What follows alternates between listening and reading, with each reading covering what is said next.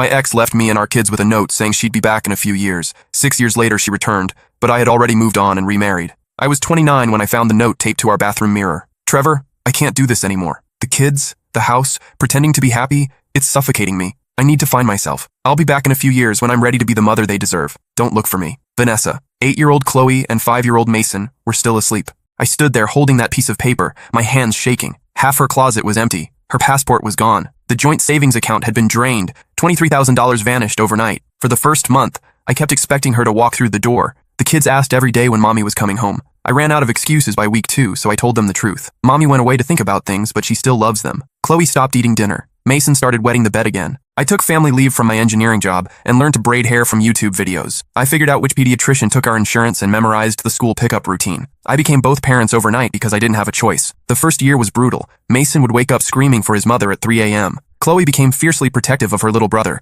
helping him brush his teeth and reading him bedtime stories in a voice too mature for an 8-year-old. I watched my daughter grow up too fast while my son regressed, and I felt like I was failing them both. My mother-in-law called every week for the first 6 months, asking if I'd heard anything. Vanessa's parents were devastated. Their golden daughter, who'd been valedictorian and homecoming queen, had simply vanished. They offered to help with the kids, but they lived 3 states away, and honestly, seeing them was like looking at ghosts of what Vanessa might have been. I hired a private investigator after month 4. He found one credit card charge at a gas station in Colorado, then nothing. She'd either gone completely off-grid or was using cash and fake names. After spending $3,000 I didn't have, I gave up the search. By year 2, we'd found our rhythm. Chloe joined soccer and discovered she was fast, really fast. Mason learned to ride his bike and stopped asking when Mommy was coming home. I started taking them camping on weekends, something Vanessa had always refused to do because it was too messy. I learned that Chloe liked her sandwiches cut diagonally and that Mason was afraid of the dark but too proud to admit it. I figured out that bedtime stories worked better when I did different voices for each character, and that Sunday morning pancakes could fix almost any problem. My friends from work tried to set me up on dates, but I wasn't ready. How do you explain to someone that your wife abandoned you and your children? How do you trust anyone after that? That's when I met Lauren at Mason's preschool. She was a teacher there, recently divorced, with a 6-year-old daughter named Iris. She had kind eyes and never made me feel like a failure when I showed up to pick up with my shirt on backwards or forgot it was picture day. Rough morning? She asked the first time we talked, gesturing to my inside-out sweater. Is it that obvious? I laughed, trying to fix it. Yesterday, I sent Iris to school with 2 different shoes, she said. Single parenting is like trying to juggle while riding a unicycle. We started slow. Coffee after school events turned into dinners when the kids were at their grandparents'. Lauren understood single parenting in a way my married friends couldn't. She knew why I kept granola bars in my car and why I set 12 alarms every morning. She never pushed for more information about Vanessa than I was ready to give. When I finally told her the whole story, she just nodded and said, "Some people aren't built for the long haul. That doesn't reflect on you or the kids." Lauren had been married to a man who worked 60-hour weeks and expected her to handle everything domestic. When Iris was born with mild cerebral palsy, he suggested they try again for a normal kid. She filed for divorce the next day.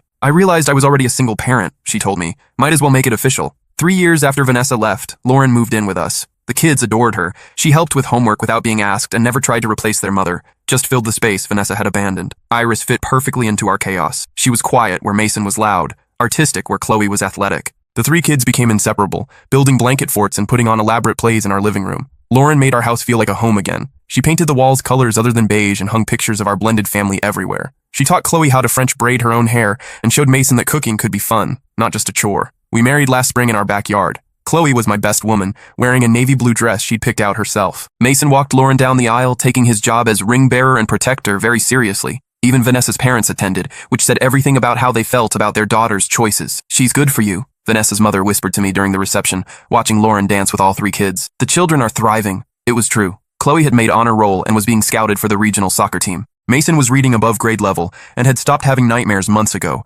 Iris had integrated so seamlessly into our family that strangers assumed she was my biological daughter. For 2 years after our wedding, life was beautifully ordinary. School pickup, soccer practice, family movie nights. Lauren and I talked about having a baby together, but we weren't in any rush. Our family felt complete. Then last Tuesday happened. I was grilling burgers when an unfamiliar car pulled into our driveway. Through the kitchen window, I watched a woman get out, thinner than I remembered. Blonde hair, now brunette, but unmistakably Vanessa. She stood there for 5 minutes staring at our house, the swing set I'd built, the garden Lauren planted, the welcome home mat we'd picked out together. My stomach dropped to my shoes. After 6 years of silence, she was back. When she finally knocked, Lauren answered. "Can I help you?" Lauren asked politely. Vanessa's face crumpled when she saw the wedding ring. "I'm looking for Trevor," she said, her voice smaller than I remembered. I appeared behind Lauren, my arm instinctively wrapping around my wife's waist. "Vanessa?" The name felt foreign in my mouth. "You remarried," she whispered, like the words were glass. "You left," I replied simply. Lauren looked between us, understanding dawning on her face. She'd known this day might come, but we'd both hoped it never would. The silence stretched between us until Mason's voice echoed from the backyard. Dad, can we eat soon? Vanessa's eyes went wide. That's Mason? Before I could respond, both kids rounded the corner. 11-year-old Chloe and 8-year-old Mason, grass-stained and laughing. They stopped dead when they saw her. Chloe spoke first, her voice steady and cold. You're not supposed to be here. Vanessa dropped to her knees, tears streaming. Baby, I know I left, but I'm back now. I'm ready to be your mom again. You're not my mom, Chloe said quietly. Lauren is. Mason moved closer to his sister, confusion written across his face. He barely remembered Vanessa. She was more of a vague impression than a real person to him. That's when Vanessa pulled out the thick manila envelope from her purse. Actually, she said, her voice suddenly harder, I am, and I have legal papers that say I'm taking you both home with me. The blood drained from my face. What are you talking about? I never gave up my parental rights, Vanessa said, standing and brushing dirt off her knees. I've been clean and sober for 2 years. I have a stable job and a nice apartment in Portland. I've been seeing a therapist who specializes in postpartum depression. That's what this was, Trevor. I was sick, and I needed time to get better. You abandoned us, I said, my voice rising. For 6 years. I left to get help, she corrected. The papers are all here. Medical records, employment verification, character references. I'm ready to be their mother now. Lauren's hand found mine, squeezing tightly. Chloe moved protectively in front of Mason. We don't want to go with you, Chloe said, her voice shaking but firm. This is our home. This is our family. Vanessa's face cracked. Sweetheart, I know this is confusing, but I'm your real mother. I carried you for 9 months. I was there when you took your first steps, said your first words, and then you left, Chloe interrupted. When I had the flu and almost had to go to the hospital. Where were you? When Mason broke his arm falling off his bike. Where were you? When I got my period for the first time and cried because I thought I was dying. Where were you? Each question hit Vanessa like a physical blow. I was getting better, she whispered. For you. For both of you. You were gone, Mason said suddenly, his voice small but clear. Lauren was here. Lauren helped me with my nightmares. Lauren taught me to tie my shoes. Lauren is my mom now. That's when Iris appeared from the backyard, looking for her mother. She took one look at the tent scene and moved to Lauren's side. What's happening, Mom? Iris asked. Vanessa's eyes narrowed when she saw the third child. Who is this? That's Iris, Mason said proudly. She's our sister. Your stepsister, Vanessa corrected sharply. Our sister, Chloe repeated firmly. The distinction hit Vanessa hard. In her absence, we hadn't just moved on. We'd created an entirely new family unit, one that didn't include her. I need to speak with you privately, Vanessa said to me. This conversation is inappropriate in front of the children. Lauren stepped forward. Actually, this conversation is inappropriate, period. If you have legal concerns, you should contact our attorney. Your attorney? Vanessa laughed bitterly. These are my children. I don't need permission to see my own kids. You do when you've been absent for 6 years, Lauren replied evenly. And you definitely do when you show up unannounced making demands. Don't lecture me about parenting, Vanessa snapped. You're nobody, a rebound who got lucky. I felt Lauren flinch beside me, but her voice remained steady. I'm the woman who held your son when he cried for his mother. I'm the woman who taught your daughter about periods and boys and self-respect. I'm the woman who has been here every single day for the past 4 years. Because I was sick, Vanessa shouted. I had postpartum depression that went undiagnosed for years. I was drowning, and I made the hardest decision of my life, to leave so I could get better and come back stronger. Postpartum depression doesn't last 8 years, Lauren said quietly, and it doesn't excuse abandonment. The kids had gone silent, watching this adult argument play out on their front lawn. Neighbors were starting to peer through windows. Can we please take this inside? I finally said. Vanessa shook her head. I'm not staying. I'm taking the kids tonight. Like hell you are, I said, all pretense of civility gone. Read the papers, Trevor. I've been in therapy for 2 years. I have a job, an apartment, references from doctors and employers. A judge will see that I've done the work to get better, and these children belong with their biological mother. They belong with the people who've been raising them, I said. People who didn't abandon them when things got hard. I didn't abandon them. I was protecting them from a mother who wasn't capable of caring for them properly. Would you have preferred I stayed and damaged them further? It was a fair point, and we both knew it. The Vanessa who'd left had been spiraling, sleeping until noon, forgetting to feed the kids, flying into rages over small things. I'd been working overtime to compensate, coming home to find the kids watching TV while their mother stared at the wall. But the alternative, leaving entirely, had damaged them too. You could have gotten help while staying, Lauren said. Therapy, medication, family support. You chose the nuclear option. I chose the only option I thought I had, Vanessa replied. And it worked. I'm better now. Are you? Chloe asked suddenly. Because you just showed up at our house after 6 years with no warning, demanding we come with you. That doesn't seem very better to me. Out of the mouths of babes. Vanessa's composure cracked. I know this isn't ideal, sweetheart. I should have called first, should have eased back into your lives. But when I saw the wedding announcement in the paper last year, and then found out about the new house, I panicked. I was afraid if I waited longer, I'd lose you forever. She'd been watching us. Somehow, that made everything worse. You lost us the day you left, Chloe said simply. No, Vanessa said desperately. No, that's not true. I never stopped being your mother. I thought about you every single day. I have pictures of you on my phone that I got from your grandmother. I know you made honor roll, Chloe. I know you scored the winning goal in the championship game. I know Mason loves dinosaurs and wants to be a paleontologist when he grows up. Information isn't love, Lauren said quietly. Being present is love. I wasn't capable of being present then, Vanessa said, but I am now. Prove it, I said. Not with papers or legal threats. Show us. Start with supervised visits. Let the kids get to know you again. Prove you're stable before you start making demands. Vanessa's lawyer face emerged. I don't have to prove anything. I have rights as their biological mother, and I have rights as their legal guardian, I countered. Rights I established when you disappeared without a trace. Her face went white. What do you mean? I mean I went to court 3 years ago and had you declared an absent parent. I have full legal custody. Your rights were terminated due to abandonment. It was a bluff, a complete lie. I'd considered it but never followed through, always hoping she might come back. But Vanessa didn't know that. You can't do that, she whispered. I already did. Check with the county courthouse if you don't believe me. Lauren squeezed my hand harder, recognizing the lie but supporting it. Then I'll petition to have them restored, Vanessa said, but she sounded less certain now. Good luck with that. You'll need to prove you've been in regular contact with the children, that you've been paying child support, that your absence was due to circumstances beyond your control. Can you prove any of that? The silence stretched. I have medical records, she said finally. Documentation of my depression and treatment. Oh, from 6 years ago? What about the 4 years of radio silence after that? What about the fact that you never called, never wrote, never sent a birthday card? I was respecting your request not to contact you. I never made that request. You wrote in your note not to look for you. You disappeared. Vanessa looked around at all of us, her biological children who barely remembered her, the woman who'd raised them in her absence, the stepchild who'd become part of their family, the life that had grown in the space she'd left behind. This isn't over, she said quietly. Yes, it is, Chloe said. We're not going with you. We don't know you. You're a stranger. I'm your mother, Vanessa whispered. No, Mason said, moving to Lauren's side. She is. Vanessa stared at us for another long moment, then turned and walked back to her car. Before getting in, she called back. I'll be in touch through my lawyer. This isn't over, Trevor. We watched her drive away in silence. That night, after we'd ordered pizza and tried to pretend it was a normal evening, Lauren and I sat on our back porch while the kids played video games inside. She'll be back, Lauren said quietly. I know. With real lawyers and real papers. I know. We need to get ahead of this. Talk to a family attorney. Document everything. Prepare for a custody battle. I nodded, but all I could think about was the look on Chloe's face when she'd called Vanessa a stranger. 6 years old when her mother left. 11 now. More than half her life had been without Vanessa. For Mason, it was even worse. He had no real memories of his biological mother. What if she wins? I asked. Lauren was quiet for a long time. Then we fight harder. Those kids are ours now, Trevor. Not because of biology, but because of time and love and showing up every single day. No court in the world can change that, but they might give her visitation rights. Or partial custody. Maybe. But look at what happened today. Chloe and Mason know who their real family is. That's not something that can be taken away with legal papers. I wanted to believe her. But I'd seen too many custody battles where biological parents had advantages that step-parents couldn't match. The next morning, I called in sick to work and spent the day researching family attorneys. By noon, I'd scheduled consultations with 3 different lawyers for the following week. The first lawyer was honest, but discouraging. Biological mothers have significant advantages in custody disputes, especially if they can prove they've addressed whatever issues led to their initial absence. The fact that she's been in therapy and has stable employment works in her favor. What about abandonment? I asked. She was gone for 6 years. That's definitely a point in your favor, but if she can frame it as seeking treatment for mental health issues, a judge might view it more sympathetically. Courts prefer to reunite children with biological parents when possible. The second lawyer was more optimistic. The length of absence is significant. 6 years is a long time in a child's life. The fact that the children are thriving in their current environment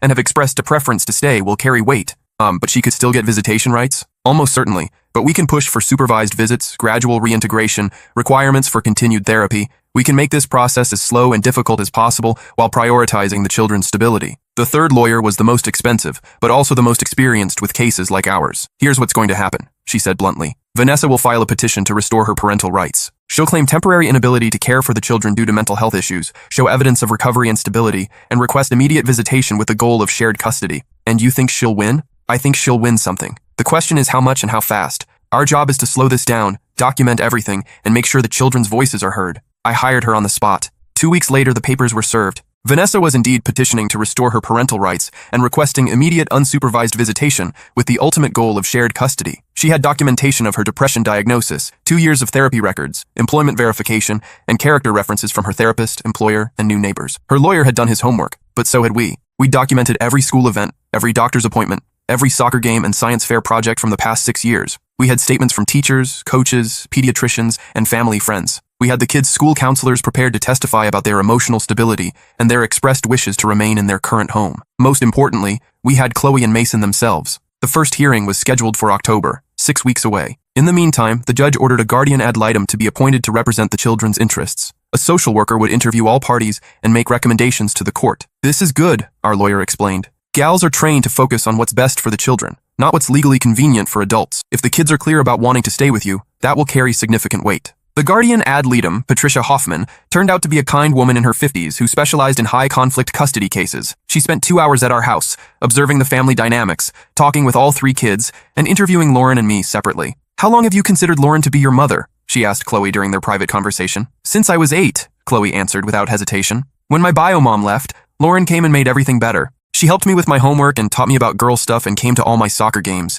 She never missed anything. And you, Mason? How do you feel about the possibility of spending time with Vanessa?" "I don't want to," Mason said firmly. "She's scary. She made Lauren sad, and she made Chloe mad. I don't remember her, but I remember being sad when she left. I don't want to be sad again." Patricia also interviewed Vanessa at her apartment in Portland. According to our lawyer, Vanessa had created what essentially amounted to a shrine to the children. Photos covering the walls, bedrooms decorated for kids who hadn't lived there, toys and clothes in the correct sizes. "It's simultaneously touching and concerning," our lawyer reported. "It shows she never stopped thinking about them, but it also suggests she's been living in a fantasy where their lives stopped when she left." The social worker's report was detailed and thorough. She noted the children's strong attachment to Lauren, their clear preference to remain in their current home, and their distress at the prospect of being forced to spend time with Vanessa. She also noted Vanessa's genuine remorse and her demonstrated commitment to recovery and stability. Her recommendation was a gradual reintegration plan, supervised visits for 6 months, followed by unsupervised day visits, with the possibility of overnight visits only after the children had established a relationship with Vanessa and felt comfortable with her.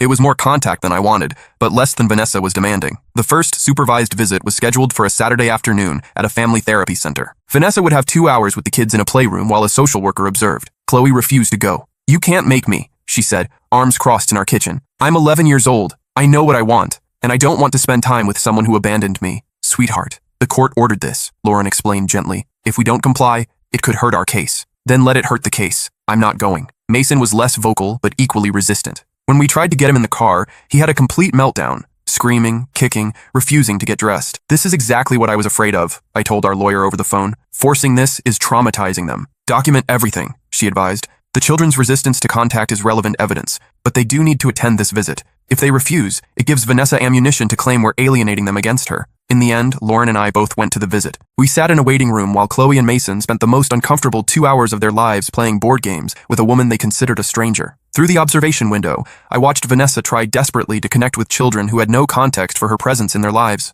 She'd brought gifts, expensive toys that showed she'd been researching their interests, but Chloe politely declined them, and Mason hid behind his sister. "Tell me about school," Vanessa said brightly. "What's your favorite subject?" "Science," Chloe answered in a monotone. "That's wonderful. I loved science too when I was your age." "What kind of science?" "Biology. Are you interested in becoming a doctor, or maybe a researcher?" Chloe shrugged. The conversation continued like this for 2 hours, Vanessa asking increasingly desperate questions, while the kids gave one-word answers and counted down the minutes until they could leave. "How did it go?" the social worker asked afterward. "Fine," Chloe said politely. "Did you enjoy spending time with Vanessa?" "It was okay." But that night, Chloe crawled into bed with Lauren and me, something she hadn't done in years. "I don't want to go back," she whispered. "I know, baby," Lauren said, stroking her hair. "We're doing everything we can." The second visit went slightly better. Vanessa had adjusted her approach, focusing on activities rather than conversation. She brought art supplies, and Mason actually seemed to enjoy painting with her. Chloe remained polite but distant. "She's not evil," Chloe told me afterward. She doesn't feel like my mom. She feels like someone who used to know me but doesn't know me now."